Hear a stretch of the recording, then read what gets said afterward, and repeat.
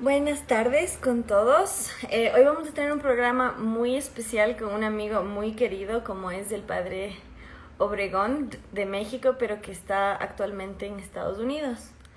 Frente a toda la conmoción que se está viviendo en la región, considero súper importante enaltecer virtudes eternas frente a una sociedad donde todo es maleable e incluso desechable. Entonces, más que bienvenidos a participar de este espacio. Súper importante entender la necesidad, ¿no? De estas ideas. Hola. Hola. Hola, mame, ¿cómo Hola, estás? ¿qué tal? Muy bien. Bienvenido y disculpe la demora a usted y a los presentes, siempre tan sigiloso. Bueno, a los aquí presentes vamos a darle el espacio al padre Jorge Obregón de participarnos la importancia de su obra, tanto escrita como de vida, y la importancia de defender ideas sólidas en un mundo líquido, ¿no? Si por favor nos puede explicar de dónde origina este concepto del mundo líquido y la importancia de las ideas sólidas frente a ello. Gracias, Mamela. Bueno, ante todo, gracias a ti por la invitación y a todos los que nos están viendo, pues un gran saludo desde Nueva York, aquí donde me encargo o estoy empezando a trabajar con cualquier persona que lo necesita, pero los jóvenes son los que siempre han sido mi pasión y a lo que he sido enviado para acá. Y justo por ellos, por la inspiración que ellos son para mí, escribí este libro que se llama Ideas Sólidas para un mundo líquido. ¿Qué le pasa a esta generación? Entonces, ¿de dónde sale esto? La verdad es que sale de la constatación constante de ver cuando voy a los aeropuertos o paso por las librerías Barnes Noble y ver a veces cuánta basura tienen para ver las personas y cuánto ven esa basura. Evidentemente, no todo, no todo. Hay cosas buenas allá afuera, gracias a Dios, que yo también leo, pero hay tanta cosa por ahí que tiene muy poca solidez. Yo vi, sin leer todavía, en su momento, el libro de Liquid Modernity, Modernidad Líquida, de Selig Bauman, Sigmund. o Zygmunt Bauman, y yo no había leído su libro cuando empecé a leerlo después de sacar el mío, por tanto cuestionamiento de que si tenían alguna relación, me di cuenta que el líquido del que él y yo hablamos es muy distinto. No coincidimos con el líquido.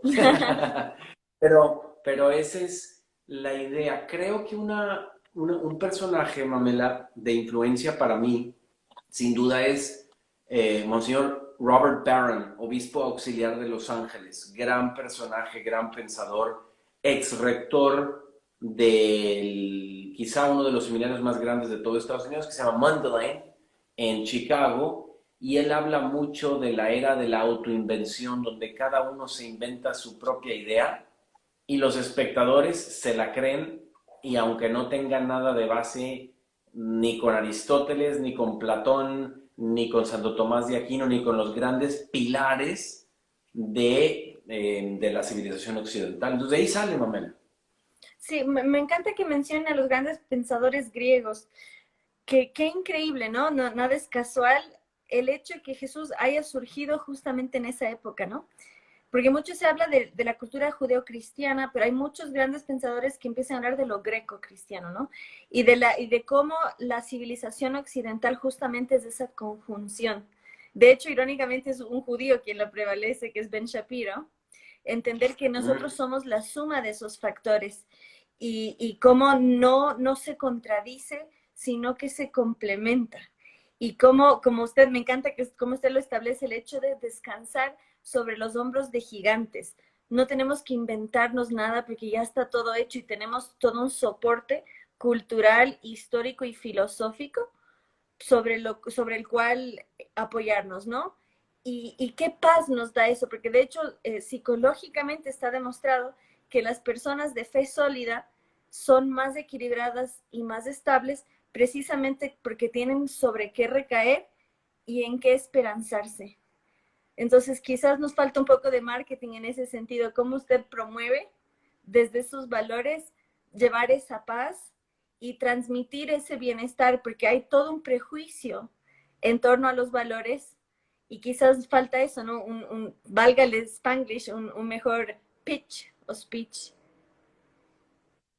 Sí, yo creo que se puede decir tantas cosas, pero yo he tenido la oportunidad en el recorrido tanto de la filosófico como teológico a muchos autores que te hacen justamente te dan esa visión de cómo la humanidad poco a poco y progresivamente, primero con los presocráticos y luego con Sócrates, Platón y Aristóteles, empiezan a preparar lo que luego en la Iglesia Católica llamamos la plenitud de los tiempos. Y en esa plenitud de los tiempos, sí, llena de pecado, sí, llena de muchos errores, llena de politeísmo, pero en muchos otros conceptos, desde el logos, la razón, de la que tanto habla el cardenal Joseph Ratzinger, después Papa Benedicto, se fue para Dios, en el juicio de Dios, la cuna cultural necesaria para que naciera la segunda persona de la Santísima Trinidad, que iba a partir la historia en dos. Y en varias conferencias, hay una que fue, si mal no estoy, algo que se llama el Erasmus Lecture en 1985 en los Estados Unidos, y el cardenal Ratzinger justamente habla de el logos, la razón que es entendible, y habla de qué curioso se plantea él que el cristianismo haya tenido una cuna grecorromana, que haya tenido, hay un autor italiano, Indro Montanelli, que dice que todo occidental tiene un padre grecorromano y una madre judeocristiana, que va en línea con lo que dice Ben Shapiro. Me encanta que lo diga, porque recientemente con todo esto que fue la polémica del 12 de octubre, tuve un debate que era hispanismo versus indigenismo, y mi contertulio quiso menospreciar el aporte occidental en la ciencia y filosofía, elevando a Eratóstenes y Ptolomeo, porque al ser griegos eran africanos. Entonces yo intervengo y le digo gracias por mencionarlos, porque ambos eran grecorromanos, porque justamente Egipto de ese tiempo era grecorromano. Entonces, muy curioso, hay estos tropiezos, ¿no? De querer desvincularnos cuando en realidad somos una suma y una totalidad. Entonces, muy importante entender nuestra historia, porque claro, se asocia a eso, ¿no? Pero, por ejemplo, la misma Cleopatra era sucesora de los Ptolomeos. Entonces, muy importante afirmar esa parte de nuestra historia y entender que venimos de ella. Aprovecho, se lo había comentado, pero ahora están leyendo mucho, mejor dicho, comentando y dicen, por favor, ayúdennos. Hoy se quemaron 2 iglesias en Chile. Y desde el 18 de octubre del año pasado, hoy se celebra el primer año, la palabra no es de acorde, pero se conmemora el primer año de los disturbios en Chile. ¿Por qué la necesidad de quemar iglesias por parte de estas agrupaciones? ¿Y por qué la necesidad nuestra de defenderlas? ¿Qué está pasando? ¿Y por qué es tan importante? ¿No? Yo no puedo evitar pensar en la Revolución Francesa, y usted que estuvo en Estados Unidos tanto tiempo y que viene de México y vivió mucho tiempo en el sur, no está de más mencionar que Antifa y Black Lives Matter quemaron la misión del santo patrono de California, como es San Junípero Serra, ¿no? ¿Qué está pasando y por qué tanto empeño y ahínco en quemar estos lugares? Yo creo que parte de la razón por la que yo escribo este libro, Mamela, Ideas sólidas para un mundo líquido, es porque en el corazón sacerdotal que uno tiene que desarrollar, como a quien le importan tanto la víctima como el victimario, pienso yo que estas personas que hacen esto, en cierto modo, me duele por ellos porque siento que es la falta de conocimiento, la ignorancia de unas ideologías en las que se embarcan y ellos les siembran unas ideas que tendrán algo de verdad, pero muchísimo de erróneo, de mentira, porque estas personas no se dan cuenta que están en una sociedad que les ha dado toda la oportunidad de tener esa voz para quejarse de algo, pero todo es como si uno se quejara de su papá y su mamá, que le han dado todas las oportunidades para graduarse de tal o cual institución educativa, y sin embargo te estás quejando, ¿no?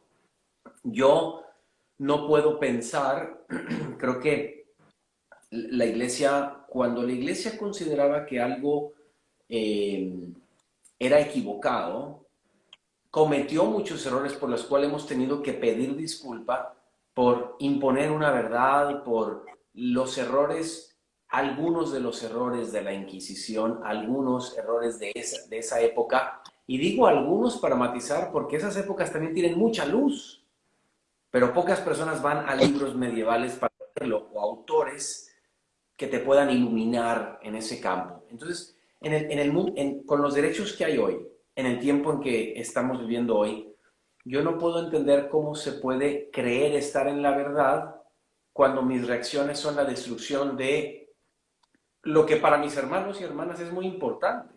Yo, por más que pueda estar en desacuerdo con otra religión o elementos de la creencia humana, no se me ocurriría ir a agredirlo, porque en el momento en que rompo con el amor, con la caridad, entendida en su máxima expresión, como la entiende San Pablo en la carta a los Corintios, como que el amor todo lo puede y es lo que más eleva al ser humano, ¿cómo puedo yo manifestar mi desacuerdo con el otro con violencia?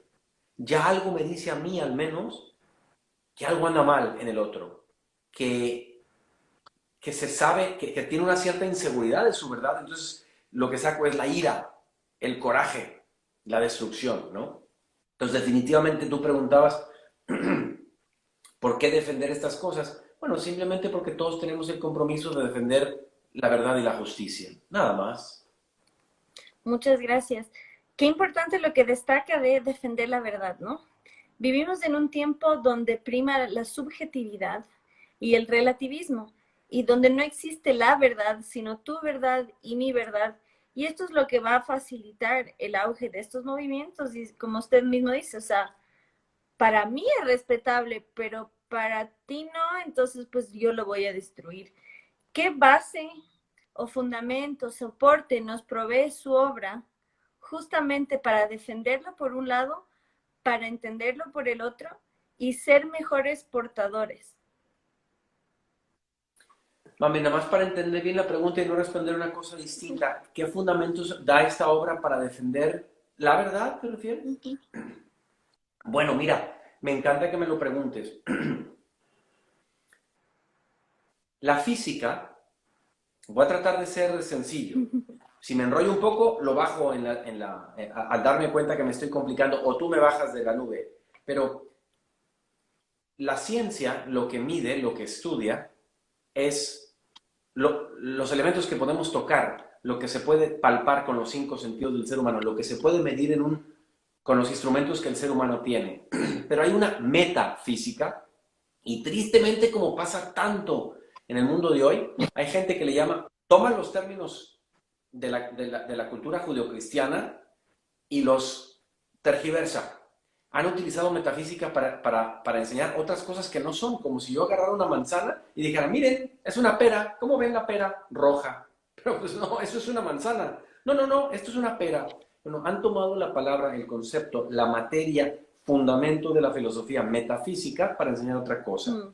Yo en el primer capítulo de mi libro se llama justamente ¿qué podemos pensar sobre el mundo que observamos? Es decir, la pregunta de Leibniz, ¿por qué existe algo y no más bien la nada? ¿Por qué hay algo que existe?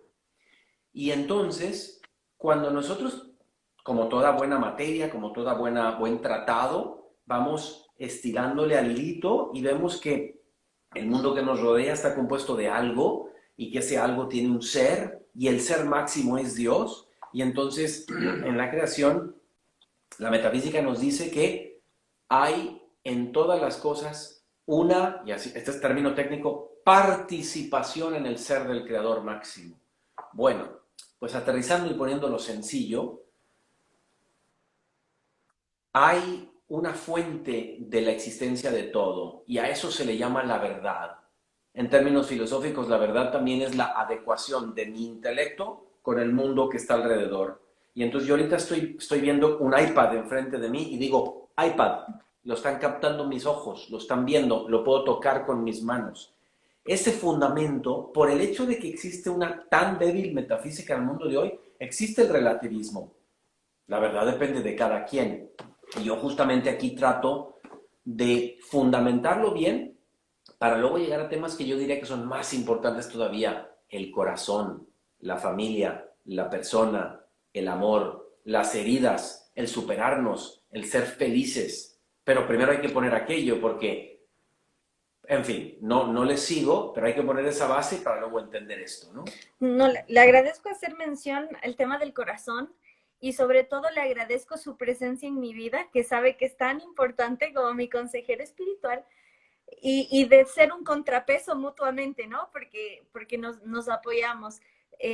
Hay alguien aquí entre el público que cuenta que está leyendo su libro y está muy entusiasmado de verlo. Y por justamente el padre Obregón fue uno de los organizadores del primer congreso This is Our Voice, que buscaba desde una perspectiva católica hacer un análisis sociopolítico del mundo, a qué nos enfrentamos, qué está en peligro. El tema del corazón, qué importante. Ahora lo inicia el neomarxismo, la famosa batalla cultural, y quienes estamos de este lado nos vemos ante la necesidad de dar la contrabatalla. Y es muy difícil darla desde la misericordia. Y usted siempre es ese contrapeso tan importante, justamente para hacer eso. Le cuento humildemente, hay un fray muy lindo mexicano que es influencer, y yo le escribí y le dije, fray, yo recién sufrí un ataque por parte de una agrupación feminista, me azotaron con ortiga y me llenaron de sangre. Y le dije, le pido que por favor ore por mí y también por la conversión de ellas. Y en ese momento dije, algo bueno está pasando, ¿no? Entonces, es importante, sí, de hecho me emocioné un poquito. Y entonces, gracias por eso, ¿no? Entonces, háblenos de ese corazón, de esa importancia de no ver al otro, no digo nunca, pero siempre como un enemigo, sino como un hermano que te necesita más que el otro, tal vez, y esa necesidad de ser constructores de puentes y cómo preparar nuestros corazones y sus corazones. Bueno, yo pienso que si uno, si uno platica profundamente con Jesús en la oración, Él constantemente nos transmite lo que nos quiso dejar cuando Pedro le dijo, enséñanos a orar. Y Él dijo, Padre nuestro. Inmediatamente somos hermanos. Y yo sé que algunos de nosotros hemos tenido la oportunidad en la vida de tener un padre y una madre buenos, un colegio bueno, gente amorosa a nuestro alrededor que ha podido posibilitar que tengamos un corazón bueno. Cristo me diría, toda persona, incluso el que piensa opuesto a ti, es tu hermano y tu hermana. Y muchas veces, y sin pretender para nada, Mamela y las personas que nos escuchan, sin pretender que en todo tenga uno razón, porque no es así, porque me equivoco y tengo que rectificar, pero en muchas ocasiones, pues gracias a la cultura judeocristiana que me la paso estudiándola, pues te das cuenta del error en el corazón de mi hermano. Y cuando digo corazón, no me estoy refiriendo al término cursi de la niñita de 15 años, del 14 de febrero, no.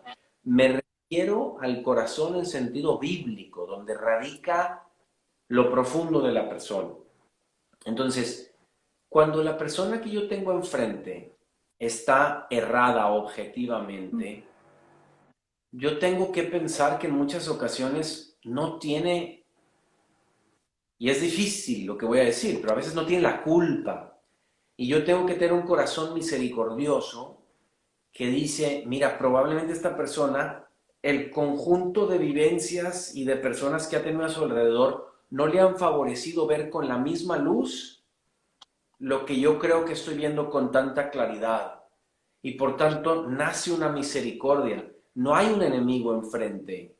Hay un hermano o hermana equivocado, errado por el momento, y yo voy a tratar de iluminar y de orar por él o por ella para que puedan ser mejor iluminados. Y también pido oración para mí, porque hay muchas posturas en las que yo mañana pensaré distinto que hoy, como hoy pienso distinto que ayer, ¿no? Entonces, me llama mucho la atención esto porque hoy en el mundo, justamente en el Congreso de This Is Our Voice, Mamela, tuve el honor de ser entrevistado por ti y yo justamente ahí decía que a veces las personas pues no alcanzan, no han tenido la formación suficiente para comprender ciertas cosas, ¿no? Y yo tengo que tender una mano y tengo que distinguir entre la persona y sus ideas. Salvo siempre a la persona, siempre, pero puedo decirle, pero esa idea está equivocada por esto y por esto y por esto, y espero que con un poco de tiempo logres ver lo que estoy viendo, ¿no? Siempre con apertura de estar equivocado uno también. Eso requiere mucha humildad, ¿no? Requiere contacto con Cristo. Cuando te pones en contacto con Cristo constante, es que Él te nivela. Te dice, aquí el jefe soy yo. La lectura de hoy domingo de Isaías es, yo soy el Señor, no hay ningún otro. Entonces los que nos creemos señores o las que se creen señoronas, bájenle, bájenle, bájenle, porque el Señor único es nuestro Señor. Gracias por recalcarlo. Sigue la plataforma disponible, ¿no? Sigue la plataforma disponible de tal modo, si la gente pone This is our voice, esta es nuestra voz en inglés.org, ahí está, y va a estar todo el mes de octubre, y del momento en que se suscriben o se inscriben, les duran 4 semanas las 16 conferencias, así es. Y a través de Instagram en New Fire, ¿no? Y a través de Instagram en Be New Fire, Be de ser, Be New Fire, ahí constantemente hay información y en posts anteriores ven cómo pueden llegar a la página. Sí, bien, aprovecho para invitar a quienes aún no han visto, a intelectuales de la talla de Javier Villamor, Agustín Laje, los aquí presentes. Realmente nos va a dar herramientas muy, muy sólidas frente a un mundo líquido. Entonces, muy importante porque a menudo nos sentimos un poco en pérdida y altamente atacados, ¿no? Entonces, siempre importante saber que no estamos solos y tener un soporte teórico, práctico Sí. y emocional sólido, ¿no? Entonces, más que bienvenidos a participar de esto. Aquí voy a poner, Mamela, nada más en la Sí. pantalla el título del libro, Ideas sólidas para un mundo líquido. Puede enseñarlo en pantalla también si quiere. Perfecto. Bueno, ahí está de todos modos, nomás por cualquier... Enséñelo, enséñenos, enséñenos. Ah, el libro, que enseñarlo, por supuesto. Aquí está. Es un mundo que se está derritiendo, como ven. Ahí. ¿Qué le pasa a esta generación? Está en Amazon, sobre todo en España, México y Estados Unidos, y en el resto de los lugares electrónicamente, como siempre. Yo tengo una pregunta. Cuando usted comentó al principio el hecho que no veía la calidad de libros que veía en Barnes Noble, etcétera. Yo justo en estos días cumplí un año cuando fui al CPAC, que es la cumbre conservadora más grande del mundo, se hizo por primera vez en Brasil. Y algo que me llamó muchísimo la atención en las librerías del aeropuerto de Sao Paulo, lo de moda que estaban ciertos collares e indumentaria de esclavos sexuales. Y eso me llamó muchísimo la atención y yo siempre hago alusión a esta obra y ahora más que nunca, de 1984 de George Orwell, La guerra es la paz, la libertad es esclavitud, la ignorancia es la fuerza, ¿no? Y cómo nos venden el libertinaje como si fuese libertad, cuando en realidad apelan a símbolos de esclavitud, ¿no? Entonces, por un lado, refleja la importancia de conocer la historia, de entender la simbología, pero sobre todo, a mi criterio, de enaltecer, y en eso hago hincapié en el título de su obra, ideas sólidas. Y lo sólido es justamente lo eterno, lo que es correcto hoy fue correcto ayer y será correcto mañana. Y cómo este relativismo moral nos lleva a creer que la esclavitud nos hace libres, ¿no? Entonces, ¿cómo responde frente a eso, ¿no? A esta propagación de que el libertinaje es libertad cuando en realidad es una forma de esclavitud. Qué curioso, Mamela. Me preguntaba hoy una señora que me cae muy bien, venezolana, que vive aquí cerca en Nueva York, y me decía, padre, hay una parte de que no entiendo y es, si yo, lo voy a poner en términos de explicárselo a un joven de 15, 16 años, si yo me porto mal, hay una consecuencia negativa. Entonces, ¿dónde está la libertad de Dios? Me está casi obligando a portarse bien, a portarme bien. Y le dije, bueno, es que filosóficamente hay tres niveles diversos de libertad.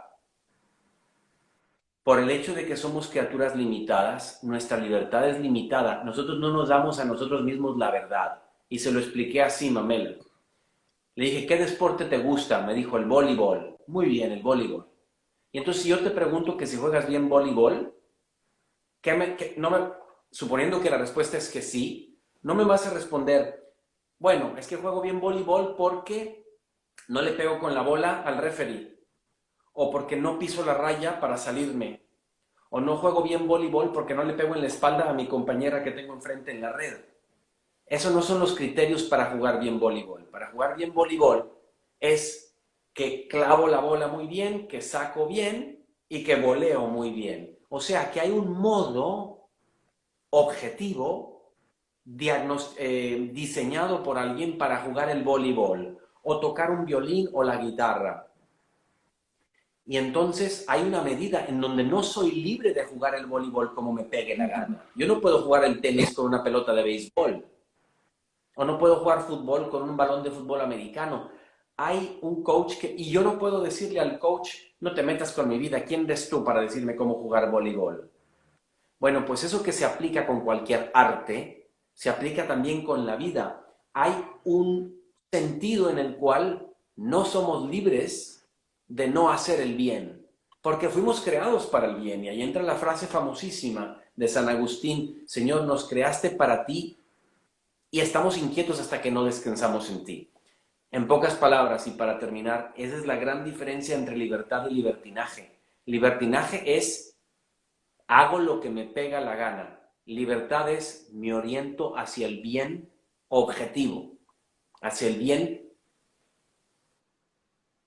preprogramado para mí desde toda la eternidad, con aquel que no hace sino solo amarme, y por tanto lo que me dicta que yo haga, eso es lo que más feliz me va a hacer. No sé si fuime demasiado filosófico, pero creo que con el ejemplo del voleibol vale, ¿no? Sí, me están preguntando cuáles serían los niveles de los tres niveles de libertad. No vaya a ser que me van a preguntar y que no sepa. A ver si me acuerdo. El, el primer nivel de libertad es simplemente el libertad de estar de no tener ninguna restricción. Es decir, una persona encarcelada físicamente no puede ir a donde quisiera. Ese es el primer nivel físico. El segundo nivel es el nivel psicológico. Víctor Frank, en su libro El hombre en busca del sentido, habla de que yo estoy encarcelado, pero hay una libertad psicológica que no la frena nadie, ¿no? Hay una libertad me pueden hacer bullying y yo puedo ser libre dentro del bullying que me hacen. Es una libertad psicológica. Pero ya la libertad moral y ontológica es la libertad en donde en donde yo como ser humano tengo que no afirmar cómo portarme bien, cómo jugar bien el juego del voleibol en la vida, ¿no? Sino que tengo que adherirme a algo que me dicen antes.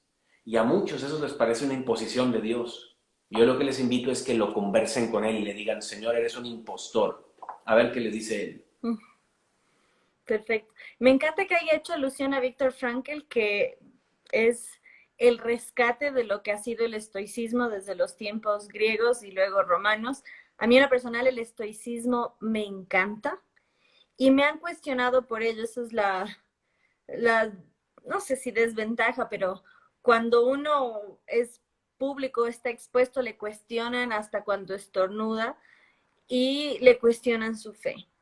Entonces, ¿que considera incompatible con la fe el estoicismo o más bien un potenciador? Para quien no conozca, el estoicismo parte de la premisa que uno no elige sus circunstancias, solo cómo actuar frente a ellas, ¿no?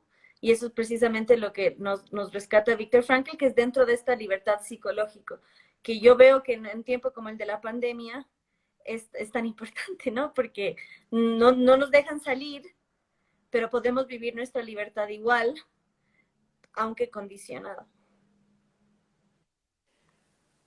Mamela, debo de reconocer que ya son muchos años en que estudié las características específicas del estoicismo y del epicureísmo.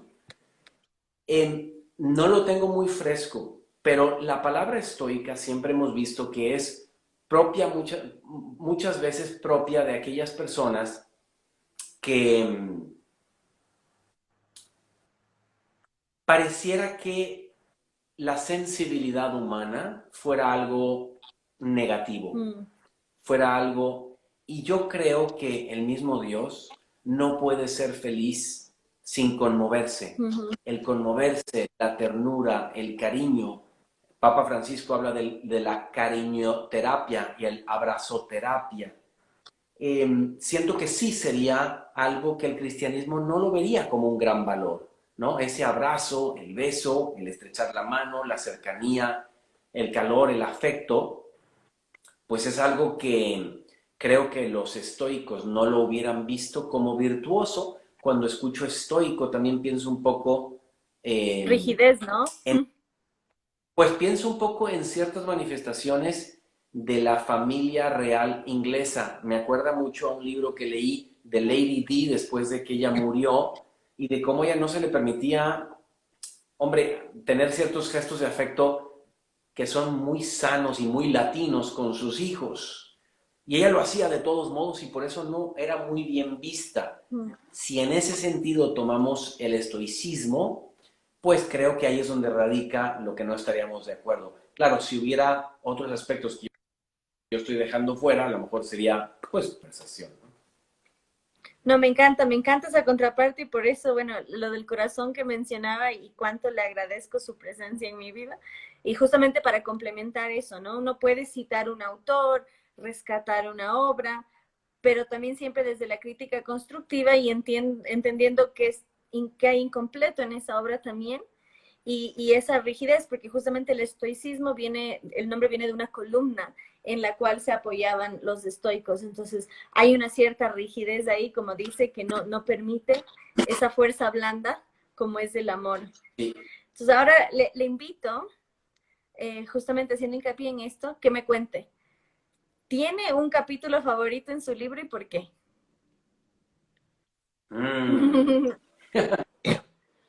A ver, pues me creerás, Mamela, que yo creo que el primero que pone fundamento y el último que pone otro fundamento. Uno es filosófico y el otro es teológico. El fundamento inicial es el que ya hablamos, el de la metafísica, y el fundamento final es la frase: nadie fuera de Cristo puede darte la verdadera felicidad. Y está basado en aquella Jornada Mundial de la Juventud, donde Juan Pablo II dijo: cuando buscáis la felicidad, sépanlo o no, buscáis a Jesús. Y así es como termina el libro. Entonces unes la parte, digamos, de la reflexión filosófica con la subida hacia nuestro Creador y que finalmente es donde, pues donde se encuentra el amor, ¿no? Donde se encuentra la plena realización de la persona. Yo diría que son esos, el 1 y el 18, mami. Perfecto, no, y me encanta que lo diga porque eso nos da hincapié para entender que solo la verdad nos hará libres, ¿no? Así como es lo que nos traerá la felicidad, es esto de, porque tanto se habla de libertad y libertinaje y sabemos precisamente eso. Y me encanta que haga hincapié en el primero y en el último, porque nos trae al concepto de integridad y totalidad, ¿no? Y cómo esto se complementa en una conjunción, ¿Por qué es tan importante vivir en consonancia, ¿no? Justamente no fragmentarnos, porque pasa eso muchas veces y frente a un mundo líquido, un mundo endeble, ¿por qué es tan importante la integridad?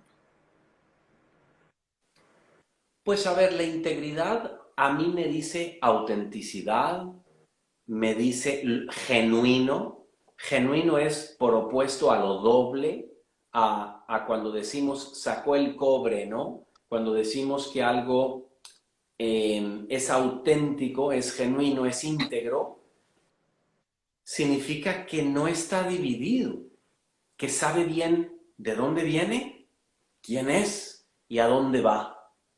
La integridad es propia del hombre y de la mujer cuya palabra dada vale oro, ¿no? Como nuestros abuelos, que muchos de ellos no firmaban documentos, salía una palabra de su boca y esa palabra era de un valor increíble. ¿Cómo se han perdido ese tipo de hombres y mujeres el día de hoy? ¿Qué más dice integridad? Dice coherencia. ¿Y quién es el coherente? Aquel o aquella cuyas palabras, pensamientos y acciones están sincronizados. Y entonces no hay una palabra que sale y una acción que sale una palabra que sale hacia el este y una obra que sale hacia el oeste. Y todos tenemos campo para crecer en esto, Mamela. Yo no siempre me encuentro siendo íntegro como quisiera, pero pues para eso tenemos la confesión y tenemos las buenas amistades que nos corrigen y nos dicen, oye, ojo, por ahí no es. Como por ejemplo, ay, eso yo sentí ay. Comenzamos un poquito tarde, mea culpa. Y eso sí, para quien no sepa, hoy se celebran elecciones en Bolivia y estuve hasta medianoche escribiendo y desde que salió el sol y la verdad estaba agotada, hice una siesta y el padre era Mamela ya, Mamela ya, Mamela ya. Y yo ya voy, me agunté, ahí voy. Y otra cosa linda que respecto a eso y esa importancia, ¿por qué? Porque justamente frente a este mundo tan líquido, necesitamos reforzarnos entre nosotros. Y entre los comentarios están diciendo qué lindo verlos a los dos tan arreglados. El padre está con su peli, cada pelito está pero alineado y ese pelo está que brilla. Y yo hice lo mejor que pude en los pelos locos que tengo para que se vean más o menos decentes. No están como yo quisiera, pero sí es un referente visual, es un referente de cuidado, y eso dice frente a un descuido total. Y en eso retomo el tema de la integralidad y la integridad que estamos hablando antes. Nos dicen que, y me encantó eso que usted mencionó, entre lo físico, metafísico y tal, la importancia de la belleza como virtud de cuidado, de amor propio y de respeto al otro, de decir, yo quiero presentarme ante ti y quiero que me veas impecable y quiero ser reflejo de cómo me siento, a quién honro, etcétera, porque hay un descuido total en ese sentido, así que por lo visto quienes nos ven están contentos en ese sentido. Ve un reflejo de lo externo dentro de lo íntegro, es una cara más, un aspecto más. Yo creo que a veces puede ser que nos engañamos, o sea, que somos engañados. A veces puede ser que una persona tenga la gran habilidad de presentarse como íntegra y no serlo. Eh, a veces incluso puede ser lo contrario, alguien no parece ser íntegro, pero sí lo es. Hay esas posibilidades, creo. Y luego hay otras personas que tú ves lo muy genuinas que son. Una persona que a mí me ha llamado profundamente la atención recientemente como un nuevo personaje de tantas estrellas que hay en el mundo y que de repente no se conocen, pero para mí la candidata a la Suprema Corte de Justicia de Estados Unidos, Amy Coney Barrett, me ha parecido que el modo en que ella durante toda una semana fue escuchando con paciencia y respeto todo tipo de posturas en torno a ella y cómo las respondió, uno veía que eran horas y horas de estar muy atenta a todo lo que le preguntaban y aun cuando en muchas ocasiones pudieron haber sido agresivos, fuertes, la templanza que yo vi en ella, la integridad que yo vi en ella, realmente me tiene muy impresionado. Ojalá que podamos ver más de ella. Sí, ella como referente realmente es fantástica y con lo que se llama en inglés props, voy a apelar a la utilería. En un momento ella cita con ejemplos, fechas históricas, casos, dentro del proceso de interrogación en el que está para ver si la confirman como juez de la Corte Suprema. Y le dicen, Sí. permiso, ¿puede enseñarnos sus apuntes? Y hace así. Era una hoja en blanco. Y eso dio pie para un meme muy bueno con una frase de Mark Twain, uno de los grandes de la literatura del habla inglesa, y dice, cuando uno dice la verdad, no necesita buena memoria. Entonces, en ese sentido, la integridad de Amy Barrett, que es un personaje histórico, ¿no? En caso de confirmarse su nominación, va a ser la primera, bueno, vamos a tener una juez católica, madre de 7 hijos, de los cuales 2 son adoptados de Haití, y el más chiquito tiene síndrome de Down. 7 hijos en un tiempo donde las familias son cada vez más chiquitas y limitadas. Entonces, realmente, si queremos hacer referencia de alguien íntegro, creo que Amy Barrett es un ejemplo primordial, porque ser pro vida, y yo no me canso de hacer hincapié en ello, ser pro vida no es solamente ser pro embrión y profeto, perdón, porque así nos llaman despectivamente, es estar a favor de la vida, precisamente en una era donde, por ejemplo, en Francia, en Inglaterra, ya casi no nacen niños Down, y ella tuvo uno. Entonces, y adoptar hijos en países tan conflictuados y empobrecidos y azotados como Haití. De hecho, ella adoptó a sus hijos en el último terremoto que devastó a la nación. Entonces, qué ejemplo de mujer, ¿no? En todo sentido. Y lo de la templanza es súper importante. ¿Por qué? Porque justamente al tener estas ideas sólidas, como cita su libro, no se inmuta, porque eso es parte de la certeza, eso es parte del cimiento, de la raíz, de descansar sobre los hombros de gigantes. Entonces, no dejarse inmutar, ¿no? Y ver la fortaleza sin perder la templanza ni la misericordia. Entonces, a ver, le invito, si pudiera destacar 3 características positivas de Amy Barrett en 3 palabras, ¿cuáles serían? Integridad, valentía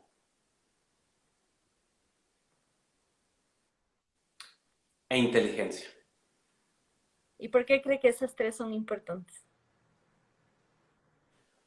Bueno, creo que en un rol como el que vaya a jugar, eso le sirve a ella incluso como madre y como esposa, como simple, pero en un rol la Suprema Corte de Justicia americana, pues qué importante tener esa mente privilegiada para conocer jurisprudencia, para conocer historia, para conocer todas las entradas y salidas de la Constitución americana con su Bill of Rights, no sé cómo se traduce al español, o cartas de derechos o las enmiendas. En fin, se le preguntó absolutamente de todo, de aquello que no sabía, dijo, perdón, no he leído, no lo sé, no puedo responder sobre eso, con una naturalidad y sin ninguna vergüenza de tener que pasar por saberlo todo, ¿no? Lo que no sabemos, pues no sabemos y basta. Yo creo, Mamela, que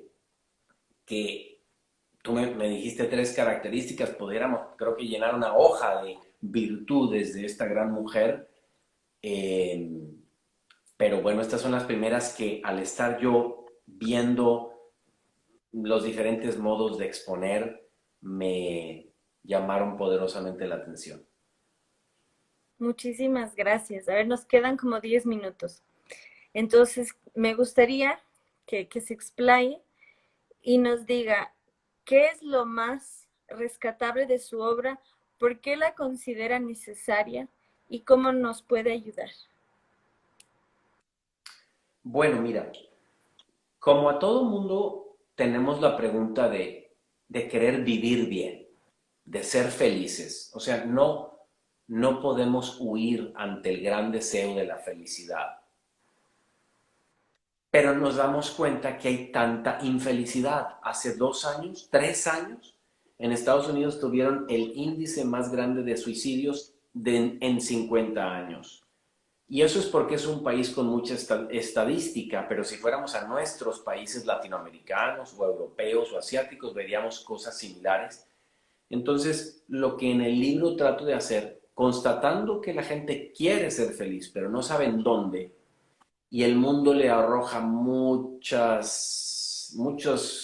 obstáculos y mucho veneno, estoy tratando yo de sintetizar lo mucho que he tratado de leer y de respetar a todos esos hombres y mujeres que son unos gigantes para declarar que lo que estoy diciendo no viene de mí. Estoy parado sobre los hombros de esos gigantes, hombres y mujeres.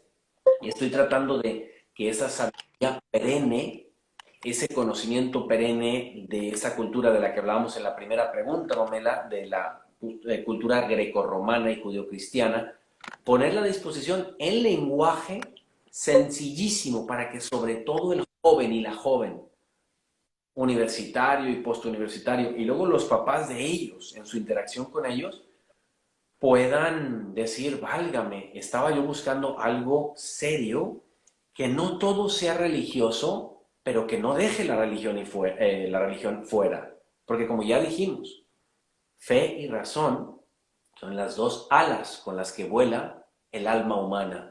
Las dos vienen de Dios, las dos se integran muy bien, y 2 ejemplos maravillosos de eso fueron San Juan Pablo II y Benedicto XVI, que son de las 2 mentes más brillantes que ha dado el mundo en los últimos 100 años. Entonces yo traté justamente ante la constatación de tanta liquidez en libros que encuentro por allá afuera, pues resumir para las personas y que en un solo libro pudieran tener ese recorrido de 18 capítulos que digan, quiero seguir profundizando. Perfecto, muchísimas gracias. Muy importante destacarlo. Bueno, justo usted hizo una breve mención a la Inquisición, ¿no? Y lo criticaron rescatable. Y en una entrevista de radio me cuestionaron mi fe y me dijeron, ¿y la Inquisición? Y yo dije, ojalá hubiese otra. Y fue así, oh. ¿Por qué? Porque justamente, y dije justamente porque hay muchas cosas que corregir y por qué no corregirlas. Entonces, la importancia de cuando uno tiene ese sostén tan sólido es entender que uno debe defender siempre desde la crítica constructiva, pero no caer en la trampa que te llevan a negar tu fe y avergonzarte de tu origen, sino portarlo con orgullo, sin soberbia y entendiendo siempre lo mejor para rescatar y lo que hay que corregir. Entonces, en ese sentido, ya lo vamos a abordar en un siguiente conversatorio, pero ya como punto final, el tema de juzgar, ¿no? Y la corrección fraterna. ¿Cómo cohesionar esos conceptos? ¿Cómo responder ante eso? Tú y yo lo habíamos hablado un día, mame, y esto veo yo que es algo justamente que no tiene mucha difusión en nuestro mundo de hoy. Mira, como alguien que tuvo la oportunidad y la gracia de estudiar una maestría en teología bíblica, este tema me encanta. Si tú le preguntas a una persona, oye, Jesús dijo que no juzgaras, yo creo que más de la mitad te dicen, sí, sí, Jesús dijo que no juzgaras. Pero eso no es preciso. Eso es una lectura textual y literalista de la Biblia. Jesucristo a lo que se refiere es a que nosotros no hagamos un juicio de la intención de la persona, sino de lo exterior que vemos para precisamente con amor y en el momento adecuado y del modo adecuado hacer una corrección fraterna. Te voy a decir por qué. Porque la Biblia son 73 libros y no es de interpretación individual. Hay gente que está ahí para interpretarla adecuadamente. Y hay un momento en donde Jesucristo dice lo siguiente: si tu hermano peca, yerra, se equivoca, ve y corrígelo. Si no te hace caso, lleva a 2 o 3. Si aún no te hace caso, lleva a toda la comunidad.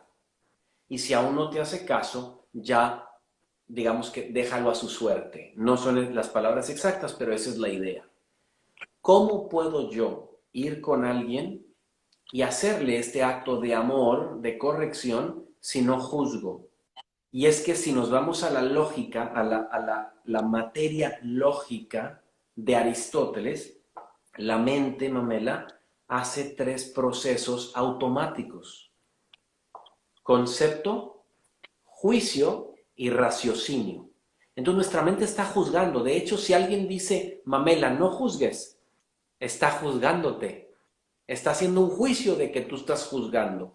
Es muy parecido al relativismo. Cuando dices no hay ninguna verdad, y esa verdad, ¿qué? Esa frase que acabas de decir, ¿qué? Pues hay que entender que Jesucristo lo que nos dice cuando dice no juzgues, está apuntando sobre todo a que no nos ensañemos y no hagamos juicios sobre lo que puede estar en el interior de la persona. Pero de lo exterior, ese es el único modo de que tenemos que responder a lo otro que nos pidió, de ir y poner un brazo sobre el hombro de la persona y decirle, oye, ¿te das cuenta que esto no está bien? Porque si no, no se podría corregir. Entonces, creo que en eso radica aquello del juicio. Sí hay que juzgar, no hay que juzgar del interior, sino de lo que veo exteriormente. Y si puedo ayudar y acompañar, hacerlo. Gracias. Hoy más que nunca el tema de la corrección fraterna en toda la esencia del término lo considero súper importante porque ahora están los famosos guerreros de teclado que pueden llegar a ser muy crueles. Entonces, en ese sentido, como dice el gran refrán, ¿no? Felicitar en público, corregir en privado. Y realmente llegar a la persona de tal forma que vea su error, reflexione, en lugar de simplemente sentirse atacada y ponerse en una postura defensiva, ¿no? Entonces, en ese sentido, ser sensibles y sensatos y cohesionar ambas cosas, este elemento del corazón que tanto rescata y sobre todo, o sea, yo sé que es difícil y que lo diga yo es aún más difícil, intentar evitar ver al otro como tu enemigo y verlo como un hermano que necesita aún más ayuda, ¿no? Entonces yo, por ejemplo, opto por cuando alguien dice algo objetivamente estúpido, perdón que lo diga así, yo le digo gracias por la oportunidad de enseñarte o gracias por la oportunidad de aclararlo, en lugar de insultarlo, ningunearlo. Entonces, realmente verlo como una oportunidad, porque hay otra cosa, más allá del necio, está la persona dispuesta a entender. Entonces, si uno se refiere al otro con alevosía, ¿qué va a ver el otro? Entonces, Sí. es importante en ese sentido complementar y no dejarse llevar, porque es tan fácil, o sea, cuando decimos líbranos de todo mal y no me dejes caer en tentación, también nos referimos a eso. Entonces, el necio nos quiere arrastrar a sus bajezas y si se lo permitimos, vence. Entonces, sí, en este tiempo más que nunca creo pertinente resaltarlo porque lo vivimos cotidianamente y queremos hacer el bien y caemos en el mal. Y digo en plural porque obviamente a mí también me pasa, aunque trabajo diariamente y gracias por su apoyo para que no sea así, o fortalecer lo bueno y aminorar lo malo. Entonces, bueno, ya estamos por concluir. Si nos quiere dar un pensamiento final, por favor ponga en pantalla otra vez el libro, nuevamente su Sí, importancia y, y no, su reflexión. aquí es el libro Ideas Sólidas para un Mundo Líquido. Se encuentra en México en librerías Gombi y en cualquier parte del mundo en Amazon, en físico o electrónico. Pamela, estabas diciendo algo muy interesante. Lo de ver al otro como enemigo y equivocarnos. Eso nos pasa a todos, créeme. Yo he pecado mucho de eso también. Es un ejercicio constante de transformar el corazón. Y cuando cometemos el error, quizá el último mensaje que quiero mandar es sobre el perdón. Nos debemos mutuamente perdón. Cuando cometemos el error de enojarnos más de la cuenta, cuando no supimos juzgar la idea y juzgamos a la persona, pues levantarnos al siguiente día, ir con la persona y decirle, oye, perdóname, ayer no me soportaba ni yo a mí mismo, una disculpa, se me saltaron las cabras, la frase que tú quieras. Creo que estamos en la religión en donde Jesucristo nos dice, te perdono no 70 veces, sino 70 veces 7 y mucho más. Entonces, eso que tú decías que te pasa, créeme, a mí también me pasa. Y a veces es más fácil hablarlo desde el púlpito o desde un live en Instagram, pero yo también necesito esa conversión todos los días. Espero mañana ser más misericordioso que ayer y pasado mañana más que mañana. Cuando nos cometamos un error, no pasa nada. Ve y pide perdón y ya, tranquilo, ¿no? Porque creo yo que parte de lo que estamos viviendo en el mundo de hoy es una falta de misericordia tremenda. Sí, y bueno, para cerrar, hacer hincapié en eso, seamos conscientes y siempre en plural, ¿no? Integrando los aquí presentes y que uno también puede cometer esos errores y los comete. Seamos conscientes de la importancia de la palabra. Cada cosa que decimos repercute. Y son tantos los corazones a los cuales debemos llegar que la forma en la cual pretendemos hacerlo hace una influencia enorme. Así que con eso doy por terminado. Me gustaría hoy más que nunca manifestar mi solidaridad con Chile. Hay mucha gente comentando, hoy se quemaron 2 iglesias en Chile. Entender realmente que lo que está pasando a nivel continental tiene una implicancia política, teológica, ideológica muy profunda. No descuidemos a los chilenos, nos necesitan hoy más que nunca porque están resistiendo a un proceso muy violento. Estamos con ustedes, cuentan con nosotros, no se desanimen. A mí de los sucesos que más me han afirmado la fe, qué pena que no lo tengo encima, yo estuve en Chile el año pasado, justo en la fiesta de Cristo Rey y justo en el día que se consagraba la nación al Inmaculado Corazón de María. Solo estuve un día en Chile y pasaron esas dos cosas Wow. y nada es casualidad. Y ahí me dieron una pulsera que dice soy católico y con qué orgullo lo porto. Justo me quité porque llovió muchísimo, entonces me lo quité porque es de tela. Entonces nada es casual, todo pasa por algo, cómo, cuándo y debe pasar y para mí ese fue de los sucesos más fortificantes en la fe. Así que Chile tiene un pedacito muy grande de mi corazón y estamos con ustedes, no se desanimen, ustedes están en el camino del bien, no permitan que triunfe el mal y no se desanimen. Así es, Mamela. Yo estuve en Chile también por primera y única vez hace alrededor de 1 año y 5 meses, si mal no estoy. Ahora ya pierdo la cuenta. Me pareció una gente maravillosa la que tuve la oportunidad de conocer en esos 4 días y estamos con los chilenos. Nosotros ya ahorita ya empezamos las oraciones de la noche aquí en la casa y voy a encomendar mucho a todos, a esa nación y especialmente a la gente que tuve la oportunidad de conocer. Gracias por eso, muchísimas gracias y que acompañe a nuestros hermanos a no desanimarse. Así que bueno, aprovecho, invito en 25 minutos, tenemos un live con Agustín Laje para contar sobre los sucesos del 12 de octubre, donde fui atacada físicamente por militantes feministas e indigenistas. Muy importante separar indígena de indigenista y feminista de mujer. Esas son ideologías no representativas de quienes alegan defender y lo vamos a explicar. Sean puntuales porque vamos a hablar solo 30 minutos. Así que gracias, Padre, por su presencia. Cuenta con mi canal siempre a su disposición. Me disculpo nuevamente por haberme demorado un poquito, sepa comprender. Y gracias por la motivación, por esa integridad y esa impecabilidad para honrar lo que bien dice, nos han enseñado nuestros abuelos, la importancia de la palabra y que cuando uno dice, se cumple. Y si bien no seamos quizás tan rígidos, pero seamos más firmes en nuestras convicciones, que nuestra palabra tenga un valor real, porque la era digital nos ha permitido, bueno, si no llego, le aviso. Procuremos no ser tan así. Y digo en plural porque tristemente yo también caigo en eso y no estoy orgullosa de ello, pero estoy muy cansada. Muy bien. Gracias a todo el mundo, gran saludo y gracias Mamela por la invitación. De nada, muchos cariños y un excelente inicio de semana. Bienvenidos todos a conectarse en 24 minutos y que descanse, Padre, y gracias por orar por nosotros y en particular por Chile. Hasta la próxima. Claro que sí. Hasta luego.